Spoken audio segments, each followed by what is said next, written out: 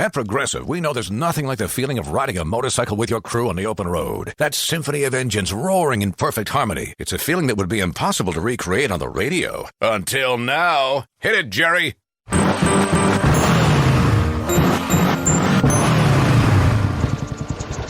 Oh, my word. Really, really terrible. Was that a glockenspiel, Jerry? Quote with Progressive and see if you could save with America's #1 motorcycle insurer. Progressive Casualty Insurance Company and Affiliates. No, Jerry. It's over.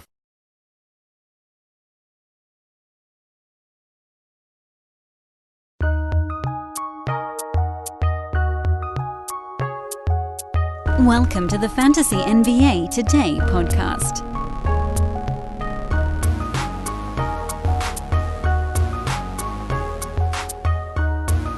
You may notice something about my voice today. It's a little bit beat up. But don't worry, it's not the vid. It is a cold, however. Thought I might dodge this one. Really did.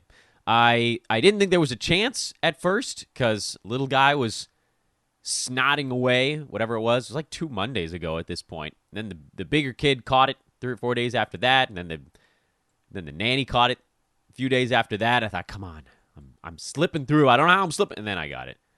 And it finally, like late last week, I could feel it starting to happen. You know, when you get that little tickle, and then it moved into the sinuses now. So this pod's going to be a little bit shorter, mostly because vocal strength is not terrific today and kind of hasn't been for a couple of days here. But we're going to move our way through it as best we can because we still have things to cover. Even though it's the off season, we got plenty of things to do here on the show. I thought there might be something, as a little bit dumb of me, to hope that news broke over the weekend, but there was nothing on the Donovan Mitchell front.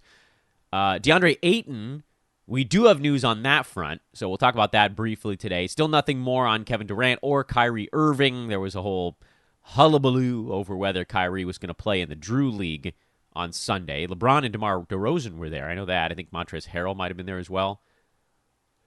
Kyrie was not, but I guess he was in L.A. working with Lakers coach, or I think Phil Handy. It was a camp he was putting on or something. I don't know. We're in rumor season right now with all that stuff. But let's start with DeAndre Ayton, and then I do have some things I want to talk about this week. It's a little, again, I thought maybe we could get into some buckets, but that's going to require these big pieces to fall into place. I don't want to make an entire list and then have to redo it here, because it takes a long time to do that live on a podcast. It's a little different than if I, take my own list and just recite it to you guys, but that's terrible radio. And I think there's value in you guys kind of hearing as we go through all of this stuff. Because if you recall, last year, we did our buckets, which, again, for those that are the uninitiated, which I'm hoping is actually quite a few of you that weren't here for the last off-season of episodes. For the uninitiated, the buckets, as we call them, is how I like to sort players going into the draft. And it's kind of what we were talking about going through the results from last year, which was, Jokic is in his own bucket. And then there were like 9 dudes that were in the next bucket down, meaning any one of these guys could be at the top of their own bucket. It's a little bit crazy that we expect websites and expect experts to give an exact numerical list of how players are going to end up on the year because, frankly, a lot of guys are really close to one another, especially as you work your way down the board. I mean, once you get into forget the top 10, so, there's an argument to be made that you can separate those guys out a little bit. But once you get to even pick 40, the separation between players is almost, it's not infinitesimally small. There's a tiny separation there, but it is razor thin. Darius Garland was number 39 on a per-game basis this last year. Domantas Sabonis was number 40 per game this last year. I think we can say definitively that if Domantas Sabonis had, in his last game in Sacramento before they shut him down, had gone for 25, 14, and 8 with 3 steals, he probably would have been in front. I mean, that, you're talking about over an entire season the difference between one good game and one bad game with these guys. So that's nothing. And that's not how it is at the top. There's more separation there. But the reason I bring that up is, first of all, it's insane to say, like, who's going to be number 19 and who's going to be 20. They're the same. It's the same. So to me, it actually makes more sense to put these players into groupings. The start and end point of which are a little bit arbitrary, but at the same time, you're looking at groupings of players that have certain ability to get to a particular place on the board. Can this player get to number 15? Fine. That's kind of where we set our cutoffs. I wanted to start getting into that here in mid to late July. It's possible we need to delay that into August, but again, we've got time. And by the time we get to mid-August, I want to start looking at really early drafts that are happening. There's some happening already, but they're, for better or worse, they're a little bit silly. Like, who cares where Kevin Durant is going right now? If he gets traded, it changes. If KD ends up in Toronto, and OG Anunoby and Scotty Barnes go back to Brooklyn, like, who cares where Kyrie is going right now? Who cares where Donovan Mitchell is going right now? If these guys get moved, things change. I don't say dramatically, because if you're one of the highest usage players in the NBA, if you go to a team that doesn't also have another high usage player, then fine, like there's going to be a sideways pointing arrow, but there's too much potential for the whole board getting jostled. You know, throw their pinball machine into tilt here? So instead, I thought I'd pioneer. It's not really pioneering. I'm sure it's stuff that's been done before. But at least on this podcast, we're going to pioneer a new segment today that I think I'd like to carry throughout this week that focuses heavily on the players at the top of the draft. But first, welcome to Fantasy NBA Today, everybody. I'm Dan Bespris. Your ailing pal, Dan Bespris, here on Fantasy NBA Today. This is a Sports Ethos presentation. SportsEthos.com is the website. Ethos Fantasy BK is the basketball Twitter feed, which I actually saw a couple new followers heading on over there, maybe because of Summer League news being posted as it happens, players having success at it, which, of course, only serves to screw up ADPs for the coming season.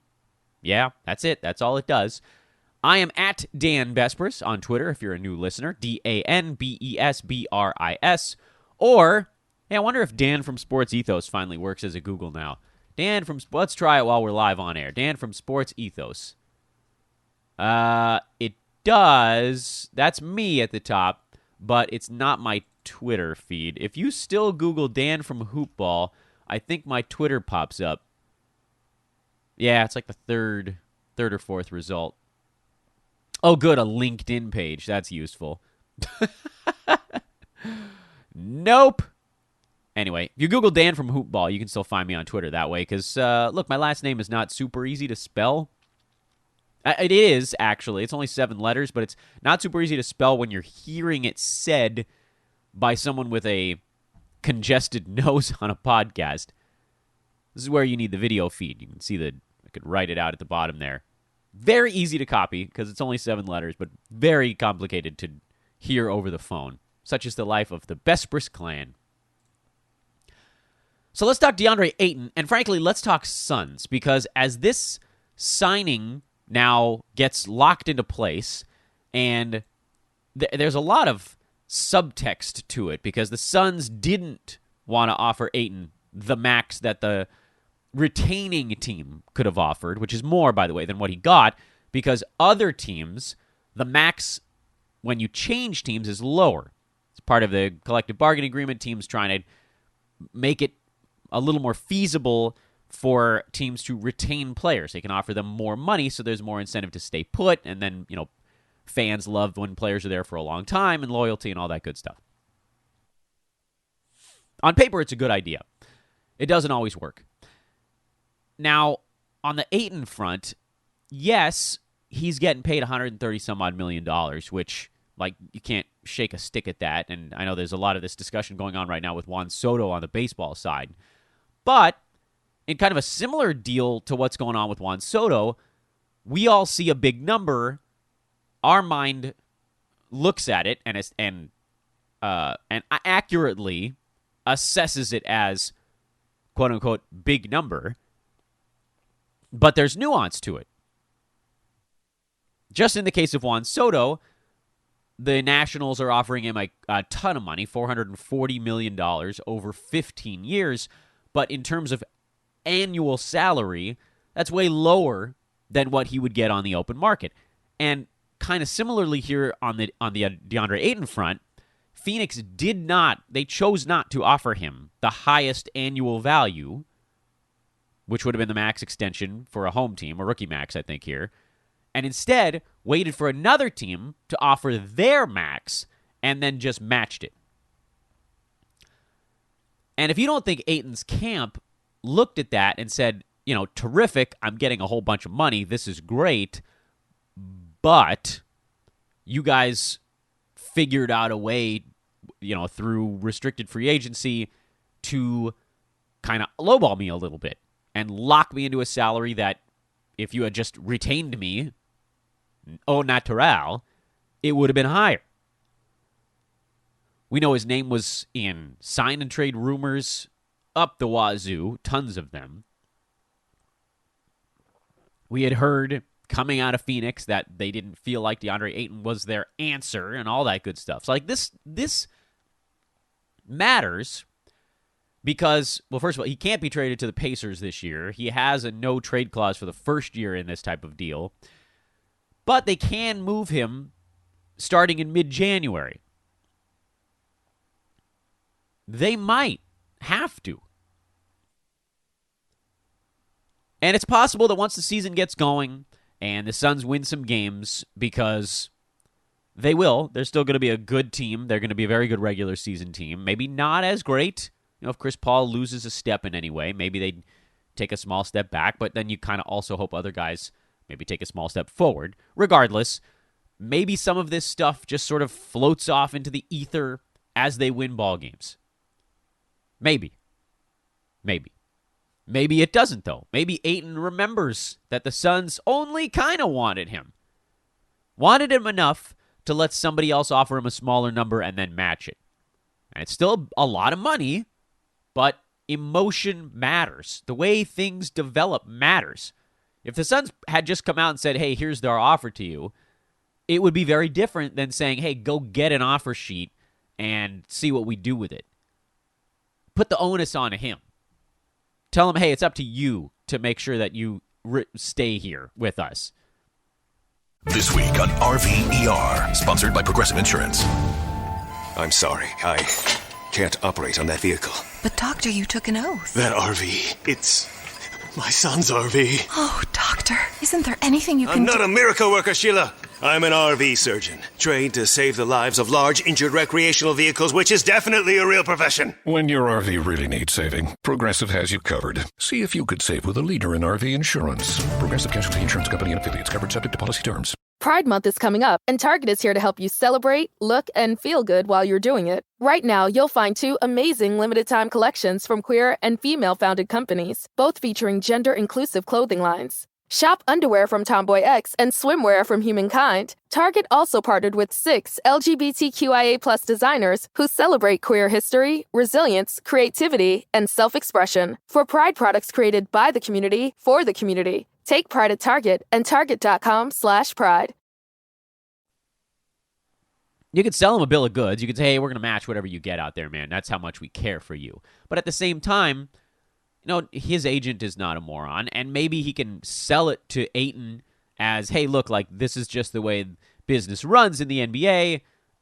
You still got a really big deal, and you get to stay put, which is cool. So try to take a deep breath, swallow your pride, and not worry about it. But maybe it turns into something. I don't know. And I don't know enough about the machinations behind the scenes in the NBA to know what will happen come January. I do know that Deandre Ayton was number 43 on a per-game basis last year with what I thought was a relatively low steals and blocks count last season.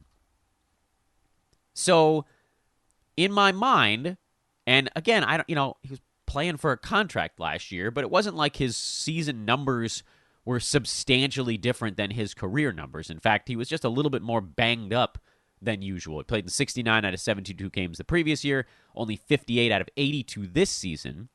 But his block rate was way down. His steal rate was pretty much right on his career mark. And so then you look at it, you're like, okay, well, this is a guy that should be, he was only at 0.7 blocks this year. And in his career, in about 30 minutes a ball game, he's at about 1. So you would have thought he would have been near 1 again. And that alone, where, again, the other stuff stayed relatively constant. He got a little bit more usage on the offensive side this season, which, again, do we attribute that to an improvement in an offensive game, or just like that's the way things developed? I don't know that it totally matters. Certainly his field goal percent went way up once Phoenix got Chris Paul in the mix. Either way, the one thing you look at with Ayton, you're like, all right, if this dude can give a normal level effort this coming season, the blocks should move back from 0.7 to 1.0. And if everything else held exactly as it was, and you turn blocks into a slight positive, because 1 block per game, which, again, it's not great for a big man, but it gets him to, like, it's a value. It becomes a positive impact thing. He moves up the board. He goes from 43 to probably mid-30s. That's it. That's all it would take, is turning that stat from a neutral into a positive. And if anything else comes with it, now you're talking about someone that actually has, like, mid-third round per game potential. With, on the durability side, we just sort of don't know. He was hyper durable his rookie season, not at all the COVID year, very durable the shortened year, and then not at all this season. So he's alternated, but I don't, we saw that from Rudy Gobert. It does feel a little bit like it's up to chance. But we knew the Suns wouldn't go into the season with nobody at their center spot, and when nothing else was materializing, they kind of had no choice but to make sure that they kept Ayton.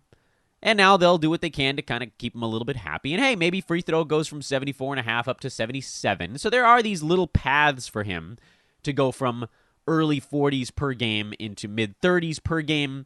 And to that end, now you're just guessing on durability. Where he goes, I don't know. I think people saw Ayton this last year and were disappointed, because not only did he not get anywhere near his per-game target, but he was also really dinged up. I have zero clue where he gets drafted this year, because he's been going like around 20 for a couple of years in a row. I doubt he does again. He probably slides back a little bit. But then how much? That's the real question. How much? Does he slide back far enough for us to go take a shot at him? Like, does he slide back towards mid-third and he becomes kind of I'm not say an upside play, because I still don't think the per game gets much beyond that. But durability, the previous year, even though his per game wasn't very good, his durability got him into the mid-second round because he just played. That's how big of a deal that becomes.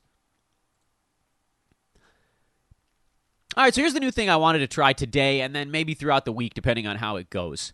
Because, and it pertains to bucket number 2 from what we pulled out of our data from last week.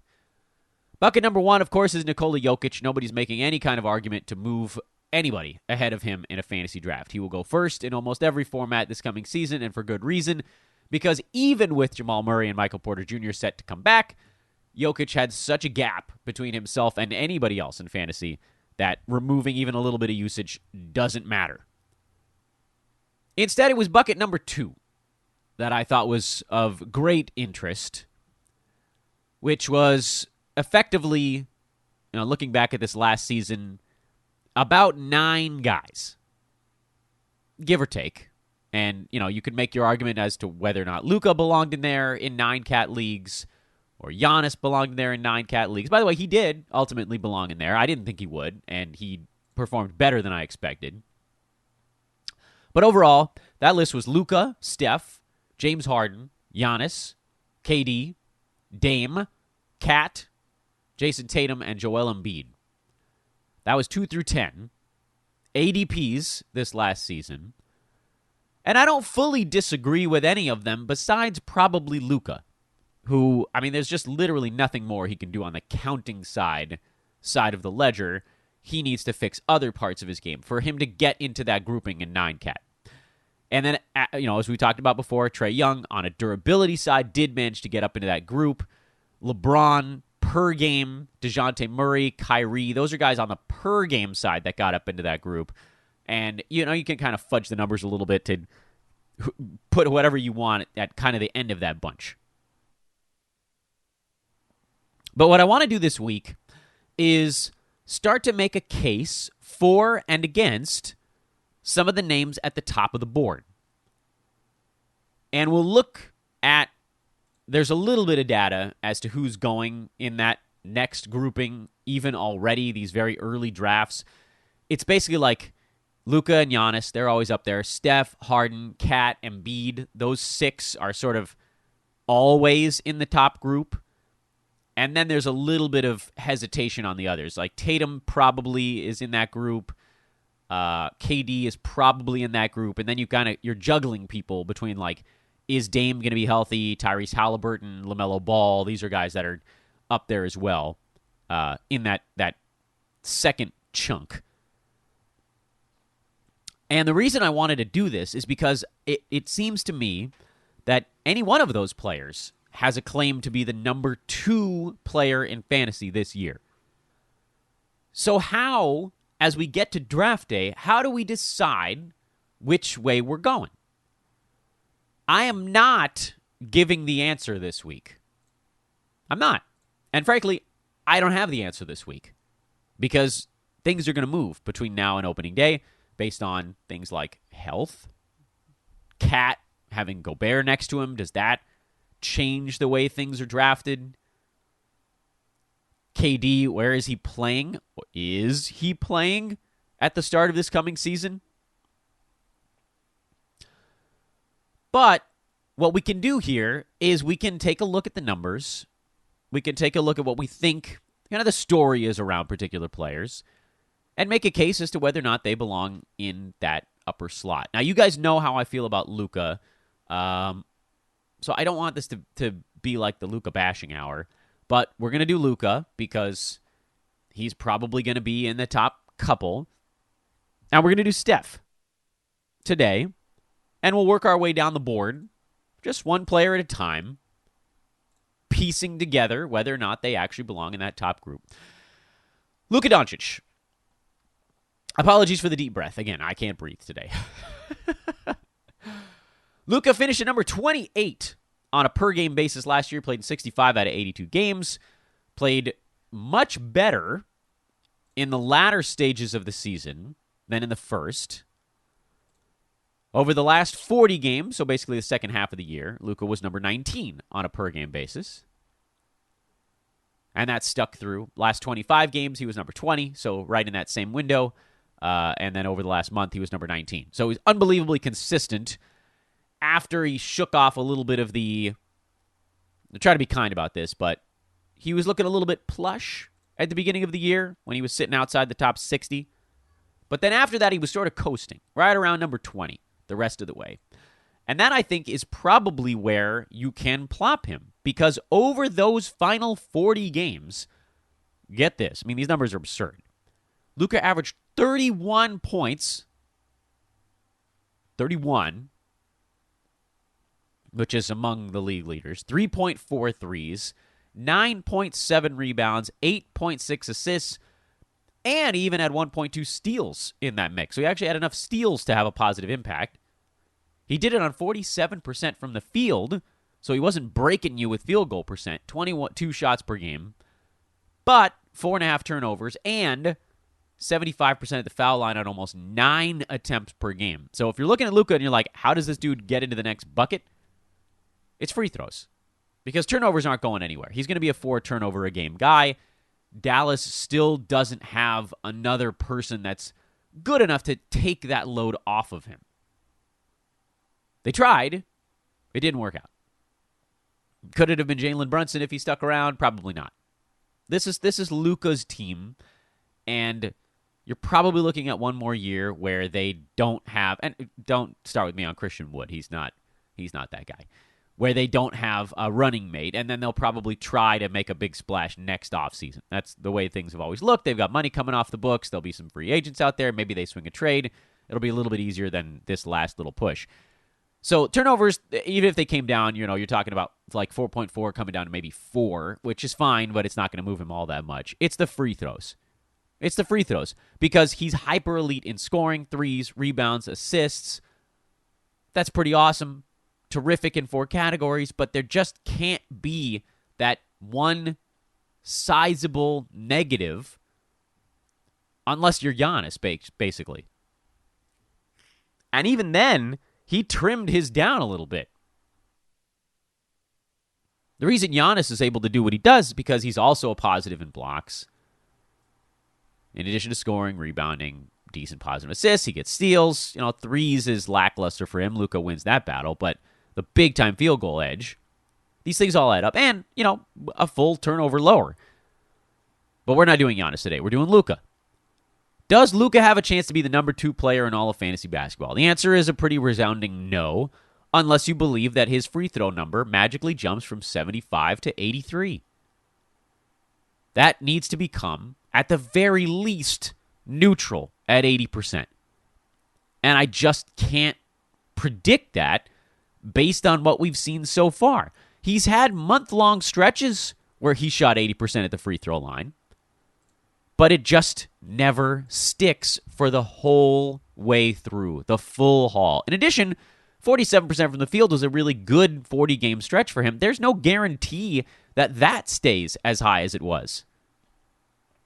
Now, if he comes into the season in better shape, then maybe we can expect that that'll be the thing.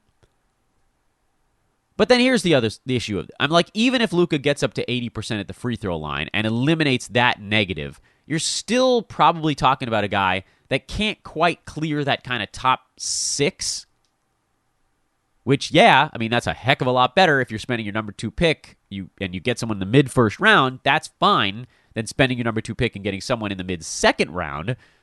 But you're drafting, and this is a little bit of a dumb way to phrase it, because anybody you pick at number 2, you're drafting them at their ceiling, but you're drafting them at that very distant point at the end of the bell curve that happens, 1% of the time, as opposed to what you should be targeting at the number 2 pick is something that might happen like 15 to 20% of the time. Oh, this guy has a chance, a legitimate chance to beat out some of the other names on that board. And I know what you're thinking. You're thinking that I'm going to pivot here into Steph Curry and say that there's a much larger chance that he does it, but I don't actually think that's going to happen either. I could certainly make a better case for it because Steph this season got off to an excellent start and then petered out a little bit. He got hurt. And it's very easy to see him making that flying leap forward because dude was number 6 per game, despite shooting basically a career low from the field at 43.7%. I mean, if that comes back up near where he had been for the better part of half a decade to like 47 to 50%, he's right in that top 3 mix. That's a pretty easy jump. I don't know if he gets all the way to Joel Embiid, but it certainly jumps him up back towards like number 4. And then let's say he was healthy this last year instead of having the hand thing. You could make a pretty reasonable argument that he'd be in that mix.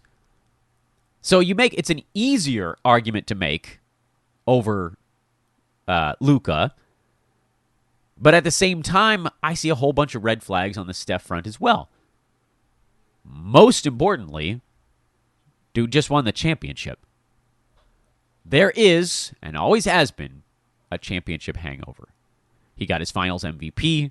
He was outstanding against Boston. He was very good pretty much the entire way through the playoffs. He's got nothing to prove again.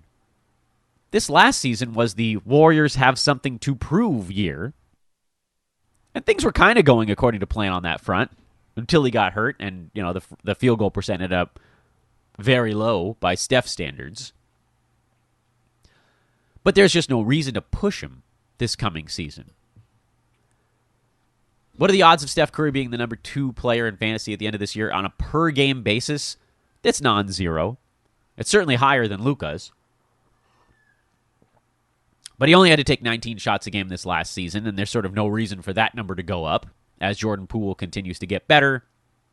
And Wiggins looked better in the postseason, and Clay maybe has his legs a little bit more underneath him this coming year. We don't know.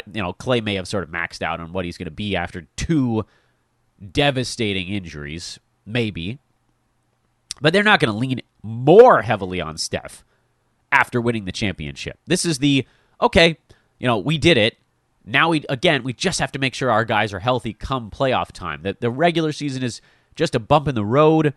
We don't need home court the whole way through. We don't need to, there's just no reason to push us like that.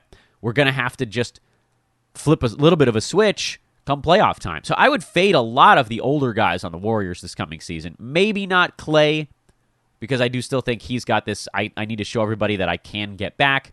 But, Draymond, Steph in particular, they're fadeable this year. Makes me think of that line from Nut But a G thing. Unfadeable? No, not at all. So, if I'm drafting 2, am I taking Luka or Steph? The answer is probably not. But we're not going to know for sure until we break down more of these candidates at number 2. So, this week here on Fantasy NBA Today, it is candidates for number 2 week. Let's see if we can isolate a couple of names that get into that next bucket, or if it really is a straight free-for-all. Hope you guys are easing into the week nicely. Something happened here with my volume. I don't know what it was. Hopefully it didn't disrupt things on your end. I think it should be okay. In any event, give me a follow on Twitter, @DanBesbris. I'd love to talk fantasy sports because, damn it, it's mid-July and I'm starting to get the itch. Had the itch about 2 months ago, but now it's starting to get a little gross. Hopefully, I can breathe by tomorrow, but if not, a show is still coming. Have a great Monday. One way or another, we'll talk to you then.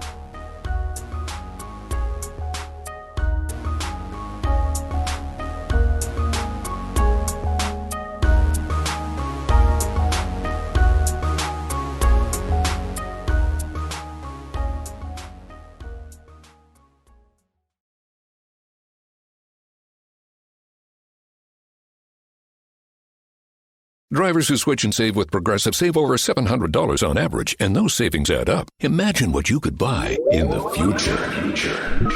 Hey, remember how 20 years ago I switched to Progressive? Well, now it's the future, and I used all those savings to buy this new hologram phone. Because, it's the future, and everything is holograms now. So switch to Progressive and save big, because those savings can add up in the future. Progressive Casualty Insurance Company and Affiliates. National annual average insurance savings by new customer surveyed who saved with Progressive in 2020. Potential savings will vary.